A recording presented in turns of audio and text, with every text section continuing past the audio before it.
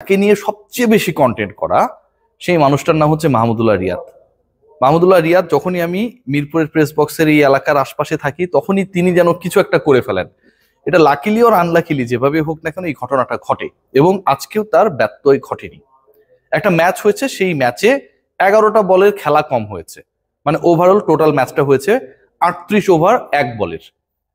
20 over এবং 18 over 1 বল plus করলে 38 over 1 বল হয়, এবং এই 38 ওভার 1 বলের ম্যাচে টোটাল রান হয়েছে 397।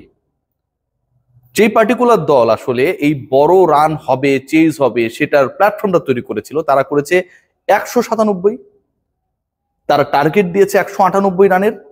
সেই টার্গেট চেজ করতে গিয়ে প্রতিপক্ষ বর্তমান চ্যাম্পিয়ন ফরচুন বরিশাল 61-তে 5 উইকেট হারালো। নাজমুল হোসেন শান্ত প্রথম বলে আউট হয়ে গেল। তামিম ইকবাল খান এনসিএল এর সেই পারফরমেন্সটাকে অনুবাদ করতে পারলেন না, ব্যর্থ তিনি। Mushfiqur Rahim out, Kyle Mayers out. স্বপ্ন যেখানে আপনি দেখতে চাইবেন সেই স্বপ্ন দেখার পথে যখন 61-তে 5 উইকেট নেই, আপনার জয়ের জন্য প্রয়োজন 198, তখন আপনি মনে করতেই পারেন যে এই দলটা হারবে। Top 5 batter they are at the dressing room. যখন ক্রিজে মাহমুদুল্লাহ রিয়াদ থাকেন তখন আপনি লাস্ট অপশন হিসেবে, স্বপ্ন হিসেবে, বাজি হিসেবে মনের কোণে সেই আশা জাগাতেই পারেন যে হয়তো এটার রেজাল্টটা ভিন্ন হতেও পারে। 61-তে 5 উইকেট হারানো, অধিকাংশ ক্ষেত্রে কে ব্যাট করছে সেই আলোচনাটাকে যদি আমরা একটু দূরে সরিয়ে রাখি, যে কে ব্যাট করছে, ক্রিজে কে রয়েছে সেটা ভুলে গেলাম, কিন্তু 198 জয় করতে হবে, সেখানটা 61-তে 5টা উইকেট নাই। 99% ক্ষেত্রে যে দলটা চেস করছে সেই দলের বিপক্ষে আপনার মতামত যাবে। রিয়াদ এলেন, দেখলেন, খেললেন, খেলালেন, পার্টনারশিপ করলেন এবং দলকে জেতালেন, অপরাজিত থাকলেন। 6-4-এর বন্যায় শেষ পর্যন্ত তাদের দলের বিপক্ষে যে অন্যায় হয়েছে সবকিছুকে যেন ভাসিয়ে দিলেন। গামিনী ডি সিলভার উইকেটে, মহাবিতর্কিত এই কিউরেটরের উইকেটে অবশেষে রানের দেখা মিলেছে বিপিএল এর ফার্স্ট ম্যাচে। বিপিএল এর ফার্স্ট ম্যাচে যারা স্ক্রিপ্ট লিখছিল যে যেই দুর্বল রাজশাহী যে দলকে নাম দেয়া হয়েছে সেই দলটা হয়তো সবচেয়ে বড় অঘটন ঘটিয়ে আসরটা শুরু করছে, এবং ফরচুন বরিশাল যাকে মিনি বাংলাদেশের তকমা দেয়া হয়েছে, এক্সপেরিয়েন্স ক্রিকেটারদের মেলা বসিয়েছেন সেখানটায় তামিম ইকবাল খান, তারা হয়তো প্রথম পরাজয়ের স্বাদ নিতে যাচ্ছে। শেষ পর্যন্ত সেটা হয় নাই ভাই।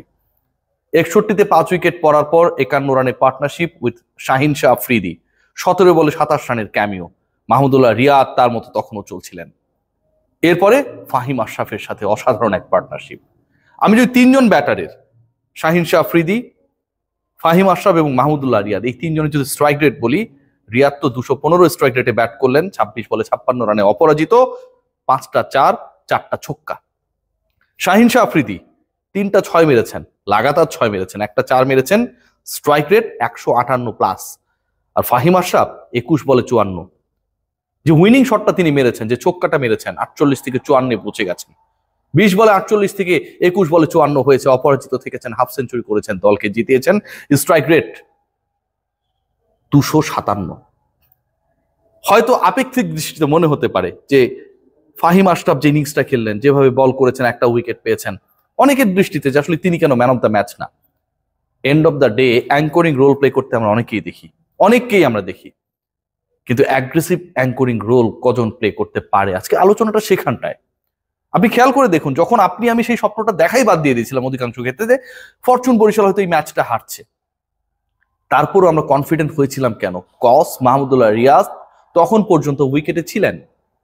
তারপরও শাহিন শাহ আফ্রিদি 5 উইকেট চলে যাওয়ার পরও অ্যাগ্রেসিভ হয়েছিলেন কেন? 51 রানের যে পার্টনারশিপটা, 61-তে 5 যাবার পরে যখন 112 রানের ষষ্ঠ উইকেটের পতন ঘটলো, তাসকিন আহমেদ যখন শাহিন শাহ আফ্রিদিকে ফেরালেন বাউন্ডারি লাইনের সেই ক্যাচে, তারপরও সেই জয়ের আশাটা ছিল, কারণ ওই মানুষটা ছিলেন, এক প্রান্তে ছিলেন। বেশি ওভার বাকি নেই করা সম্ভব, 46 বলে 86 রান দরকার। সেই ইকুয়েশনটা একটা সময় এমন হয়ে গেল যে 18 বলে 12-13 রান দরকার। ভাবা যায় কি পরিমাণ আগ্রাসী ব্যাটিং করেছিলেন ফাহিম আশরাফ এবং শাহিন শাহ আফ্রিদি। খেয়াল করে দেখুন যে 8 নম্বরে নেমে ফাহিম আশরাফ যেই গাছটা শো করেছেন, এবং যেই গাছ শো করার জন্য নিজে গাছসি হয়েছেন, কনফিডেন্স পেয়েছেন, ওটার কারণটাও কিন্তু ওই মাহমুদুল্লাহ রিয়াদ, কারণ তিনি 51 রানের ষষ্ঠ উইকেট একটা পার্টনারশিপ করেছিলেন। সো বিল্ড আপে একজন রয়েছেন, সেট একজন রয়েছেন, আমি আমার হাত খুলে আমার স্ট্রোক খেলতেই পারি, মেক করতেই পারি। চিন্তা করে দেখুন যে 23 বলে 50 তুলে নিলেন, এবং এমন একটা চক্রের মধ্যেই মাহমুদুল্লাহ রিয়াদ রয়েছেন যেখানটায় আসলে সত্যিকার অর্থে তার আনসাং হিরো, সাইলেন্ট কিলার কোনো নামই যেন আসলে নতুন রোলের সাথে যাচ্ছে না। ইনিংসের কথা আপনি বাদ দেন, এর আগে ন্যাশনাল টিমের হয়ে যে 4টা সবশেষ ইনিংস খেলেছেন ওয়ানডেতে, প্রত্যেকটাতেই অর্ধশতক। 90 ঘরে রান করেছেন, 80 ঘরে রান করেছেন, 50s গুলোকে 100 করতে পারেন নাই, কিন্তু মাহমুদুল্লাহ রিয়াদ সবার থেকে সবচেয়ে বেশি আলোকিত।